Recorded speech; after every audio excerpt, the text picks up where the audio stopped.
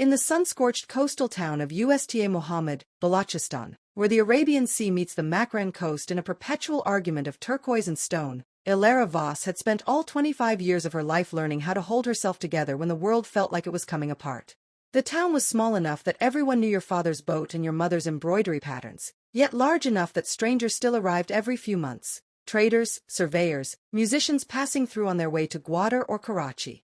Usta Mohammed smelled of dried fish, diesel, cumin frying in ghee, and the clean sharp salt that never quite left your skin once you had lived here long enough.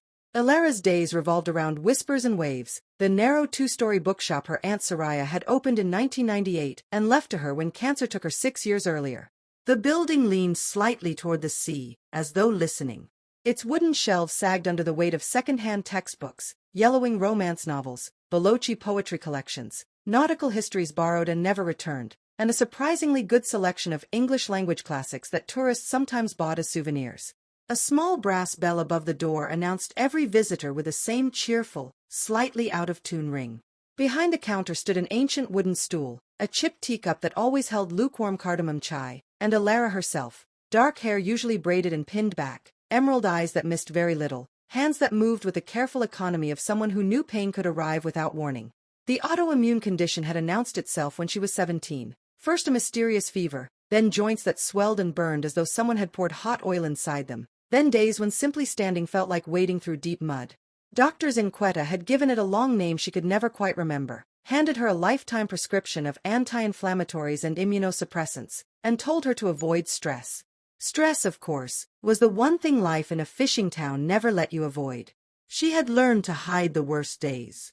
Customers never saw her limp to the back room when her knees betrayed her. She smiled through conversations even when every word cost effort.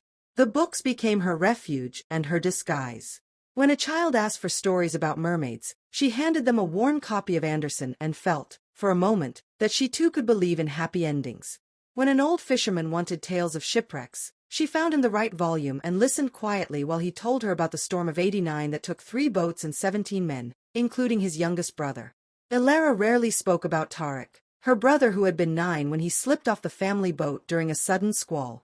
The sea had swallowed him in less than 30 seconds. Divers searched for 3 days. Nothing. After that her father grew quieter, spent more nights on the water than in the house. Her mother stitched Balochi embroidery until her fingertips bled, then stitched more. Ilara learned to fill silence with pages. She was rearranging a shelf of maritime poetry on a humid Thursday afternoon when the bell rang and the sky outside split open. Rain came fast in Usta Mohammed, warm, heavy drops that turned dust to mud in minutes. Through the open door stepped a man shaking water from a dark green waxed jacket.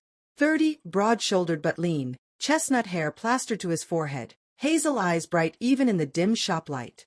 A guitar case hung from one shoulder, a patched canvas backpack rested against the doorframe. He carried the scent of wet canvas, road dust, and something faintly citrus. He smiled, crooked, easy, the kind of smile that made strangers feel briefly like old friends. "Looking for anything on local sea legends," he said. His voice held the lightest trace of accents borrowed from too many countries. "I'm trying to write songs that actually belong here instead of sounding like they were written in a London cafe."